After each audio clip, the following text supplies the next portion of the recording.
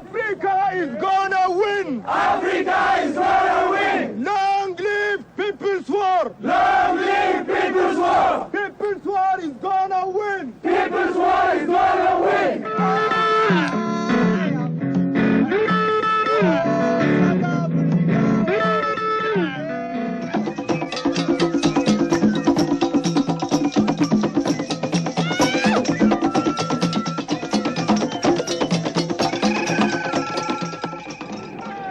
African Liberation Day, which is traditionally celebrated throughout the African world each May 25th, was the occasion this year for the largest all-black assembly ever held in Washington, D.C.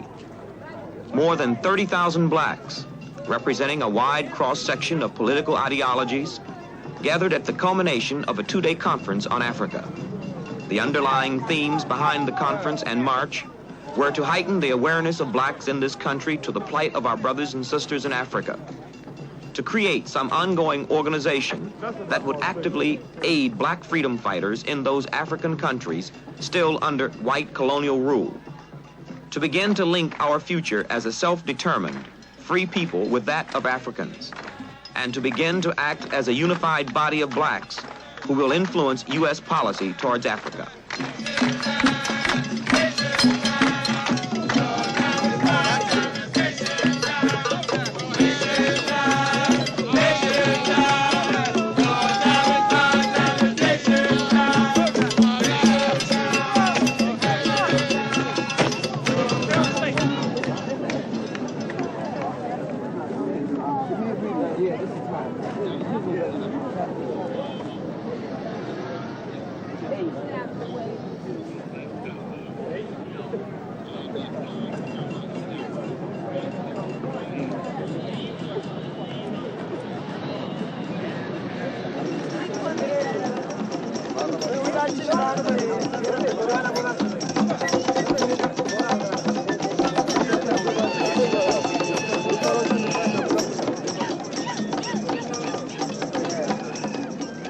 The marchers demonstrated in front of the Portuguese embassy as a protest against that government's colonial domination of Angola, Guinea-Bissau, and Mozambique.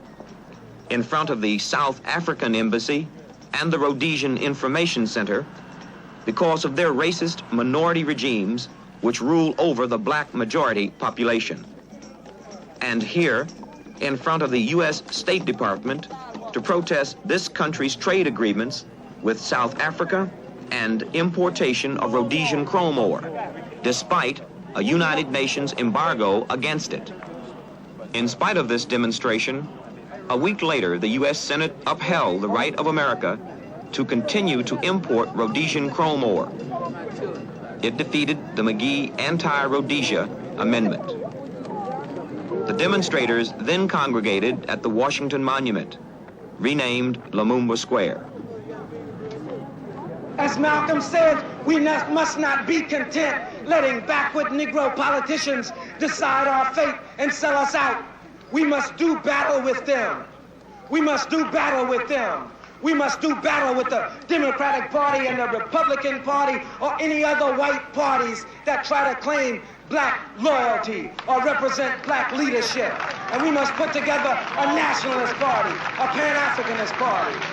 What the National Black Political Convention tried to do in Gary was to set out on the course toward creating a political structure that has a black value system, a political structure that can move the masses of the people, a political structure that understands Pan-Africanism and the struggle all over the world to unify African people and to liberate the continent of Africa and to create self-determination for African people wherever they are.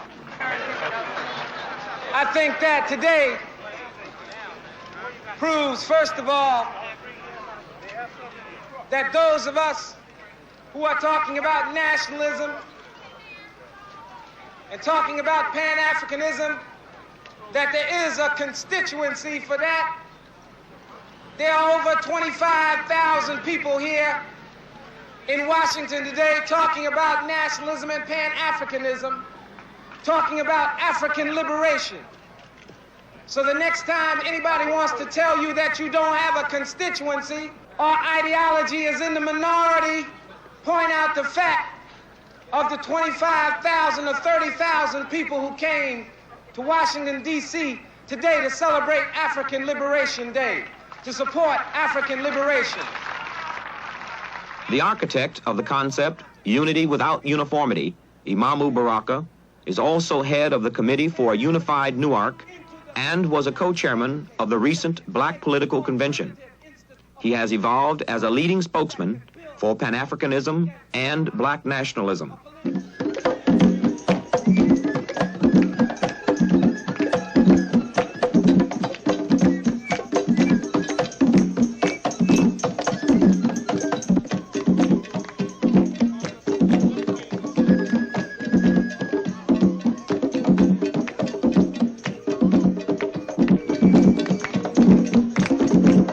As we have marched today, we have opened the collective floodgates of memory and traveled back over the centuries to those days when they brought our slave forebearers in chains to the west coast of Africa, chained one to another, each beside one of another tribe, so that they could not understand one another's language.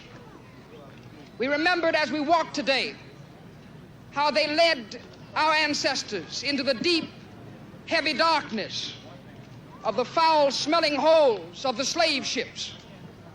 How as they made their 3-month journey across the Atlantic, seeing nothing but darkness, hearing nothing but the groans and moans of their compatriots in suffering, and smelling nothing but the stench of their dead and dying comrades and the stench of their own defecation.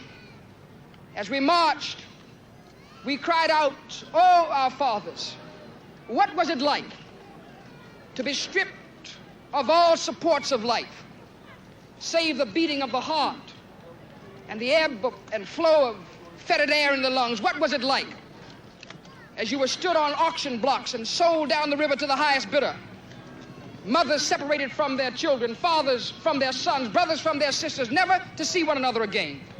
We remembered all of that, and we have decided to answer the call of our ancestors and the call of our black brothers in Africa, and for that historic occasion, certainly we are all thankful. Guinea is gonna win! Long live Angola! Long live Angola! Angola is gonna win! Angola is gonna win! Long live Mozambique! Long live Mozambique! Mozambique is gonna win! Mozambique is gonna win! Long live Africa! Long live Africa! Africa is gonna win! Africa is gonna win! Long live People's War! Long live People's War! People's War is gonna win! People's War is gonna win! Long live Africa! Long live Africa! Africa must unite! Africa must unite! Africa must unite! Africa must unite! Africa must unite! Africa must unite! Down with white racism! Down with white racism! Down with white racism! Down with white racism! Down with white racism! Down with white racism! Africa shall triumph! Africa shall triumph! Pull the fight together, Guinea. We with you, Southern Sudan. Fight on, running wires, Mozambique. Jump quick, lighten, Felinzi. Teach Nyeri. Watch our backs, our CG4. Guide our future, Lumumba. Describe our enemies, Garvey. We're coming, Touré. Coming, Pachi. Going to surprise the world, surprise our fathers, Malcolm. We have more than Mark, more than fast talk, more than Harvard rhetoric. We are coming. We are what we are. We are what we are not. We are what we are going to be. Coming.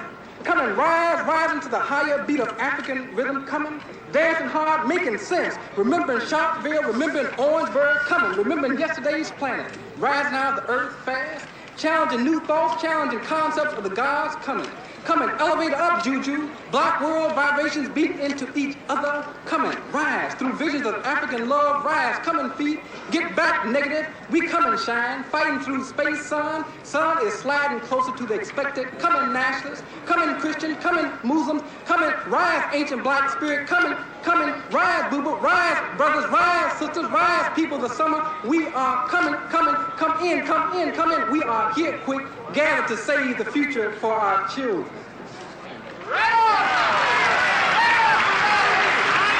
Let's have it for him. God lead. Yes, sir. All right.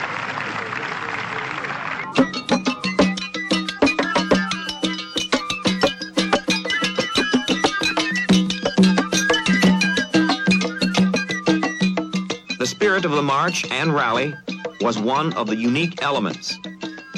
Unlike most rallies of a political nature, camaraderie and self-expression were a major component. Each marcher, so to speak, did his own thing, but all in the context of a black tradition. Variations of the Black Power salute frequently ended in black embrace. Speeches followed marches, and marches followed drumming, singing, and dancing.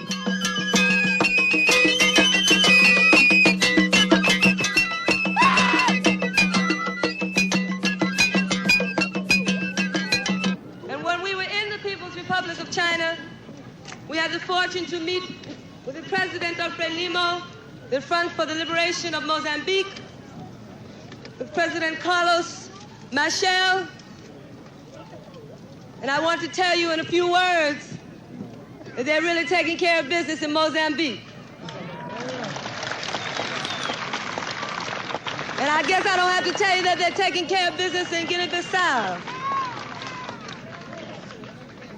As a matter of fact, our people are struggling to liberate our motherland. We know that the Vietnamese people are struggling to liberate their territory.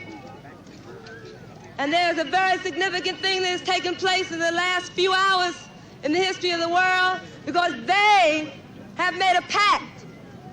And do you know who they are?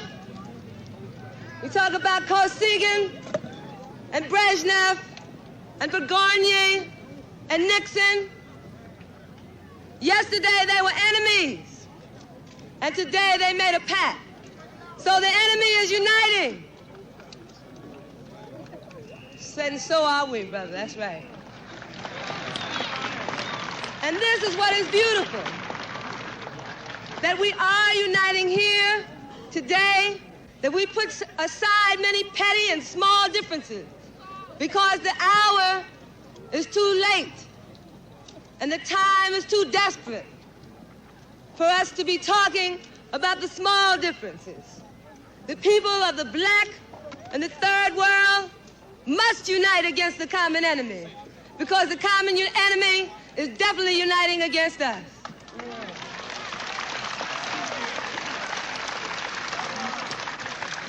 I don't have any words that I could tell you, because we've told each other something. The thing to do is to go beyond today and to deal with tomorrow and tomorrow, to liberate this territory, to talk about liberating the United States of America, so that if we want to go to the motherland, they're liberating territory right now, and we can go there. And when they want to come here, we can say, we have a place prepared for you. I have no message other than to say that this is a very beautiful thing, that it shows that we do love each other, and that the basis for our struggle is love. And that when we can get rid of the bombs, and when we can get rid of the guns, then we can all sit down and relax completely. We have a slogan in the Black Panther Party. We say that we are the advocates of the abolition of war. But we know that in order to get rid of the gun, it is necessary to take up the gun. I will leave you now with all power to the people. All power to the people. All Africa's children are nephews and our nieces. We are brothers and sisters, yes, we're Africans.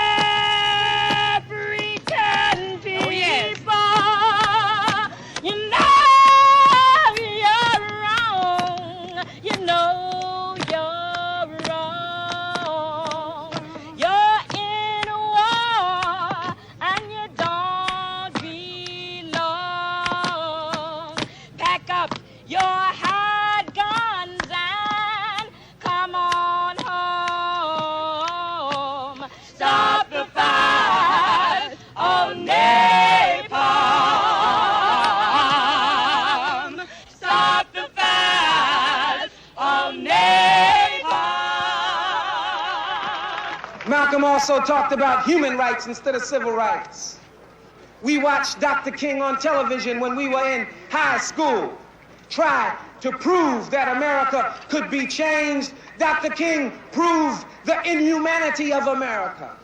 We watched Dr. King get his head beat on television at the 6 o'clock news throughout my senior year in high school. We watched that every day, and it proved to us that while we must organize mass movements, and Dr. King organized 250,000 people to come to Washington, but we must understand that mass movements have their place in the struggle, that the movement of all black people together, and we must try to be that element.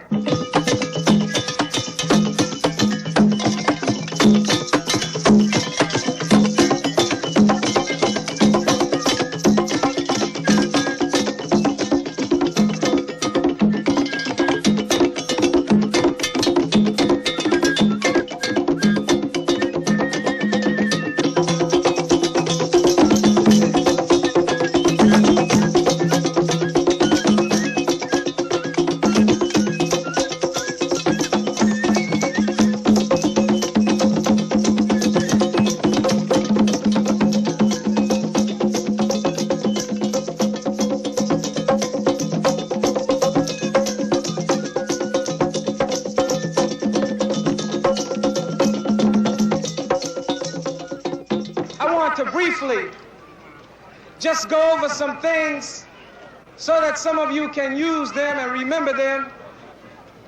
First of all, we at the beginning of the 70s and throughout the end of the 50s and through the 60s,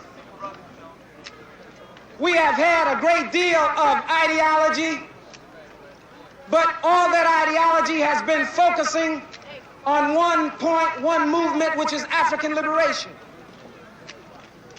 From 1955 in Montgomery, Alabama, with Martin Luther King and Rosa Parks moving around desegregation, and the idea that black people must have access to all the facilities in America, all the facilities on the land that they inhabited, that we must have equal access. To 1957, the independence of Ghana, and Kwame Nkrumah bringing Pan-Africanism into the world arena. 1957 also, Rob Williams in Monroe, North Carolina, who talked about armed self-defense, and the Deacons for Self-Defense in Bogalusa, Louisiana. That was in 1957. That was Nkrumah and Robert Williams in the same year. Montgomery in 1955. The beginning of the 60s brought about Malik, Malcolm X, Brother Malcolm X, who said to us that we must follow revolutionary black nationalism, that we must try to unify all the different groups, that there was no one particular ideology that in and of itself would lead black people to liberation. Malcolm X said that we must try to see that all the different groups come together to work on whatever problems we can work on in common. And this finally, when it's brought to a national level, is called Pan-Africanism because it means African nations of different ideologies working together to liberate African people all over this planet. Judge Alexander, what is your opinion of the event today, the African Liberation Day? I think African Liberation Day is a very significant occasion. It's the kind of thing that people who are enslaved or in servitude or bondage or in colonialism ought to do all over the world. When riding along 16th Street today, as an example, I think it's significant. My 8-year-old daughter said, "Daddy, are all Jews from Soviet?" I said, "No, dear, but that's the way it is with the Jews. Their brothers in Russia are getting a hard time, and they over here in the United States, many thousands of miles away, want to see an end to it." I like to tie that in with African Liberation Day. Normally, in a person's mind, a judge is a rather stiff person who wouldn't be at an African Liberation Day. Do you see the fact that you are a judge and participating in an event such as this nature indicates any basic change in black America? Well, I don't know. I think it's an individual thing. I think black judges are doing better every day. They formed an organization called the Judicial Council in the National Bar Association. Black judges should be leaders, and they should try to help people make the injustices to justice in this country a thing of the past, and they should try, however they can, to make equal justice under law a reality. I like to think coming out here with my family at least is an indication of how we feel about it.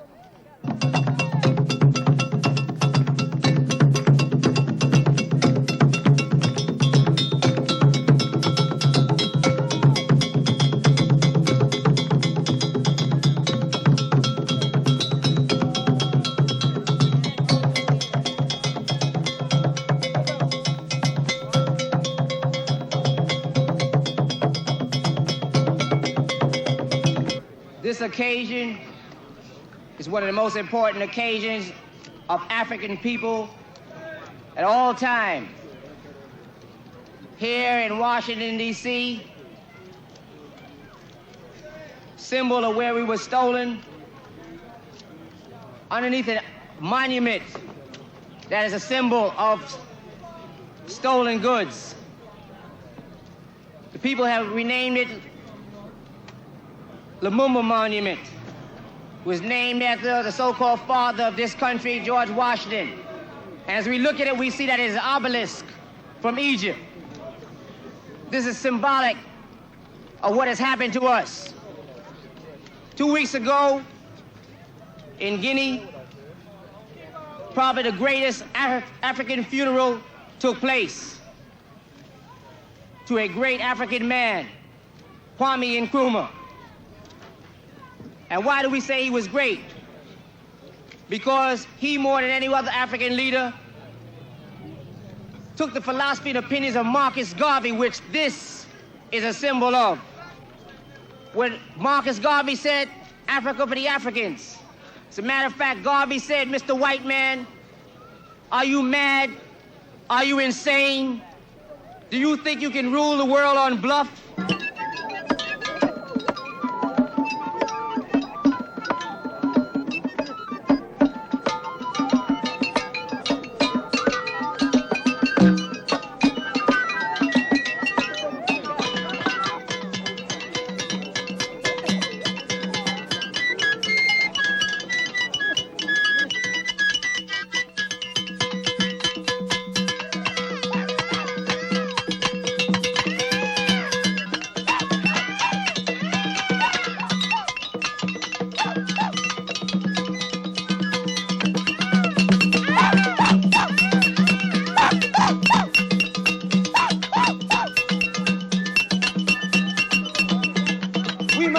To practice Pan-Africanism in our own communities.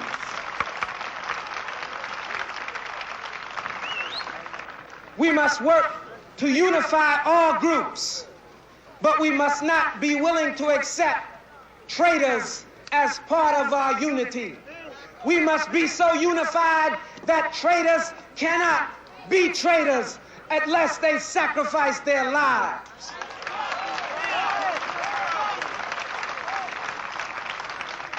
Malcolm X, the beginning of the 60s, talked about revolutionary black nationalism, the unity of groups. He talked about community control, that we must control the politics and the politicians in our community. That if we had backward niggers so-called leading us, then we were backward niggers for letting them continue to lead us without challenging them.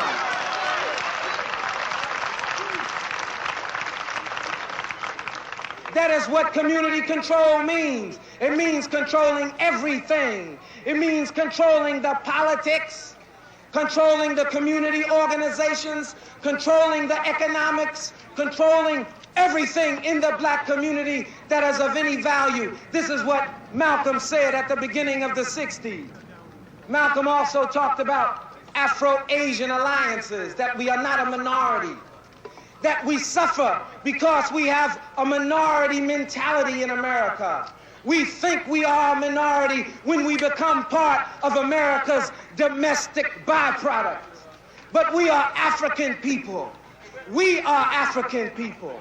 We make up one gigantic African nation across this world.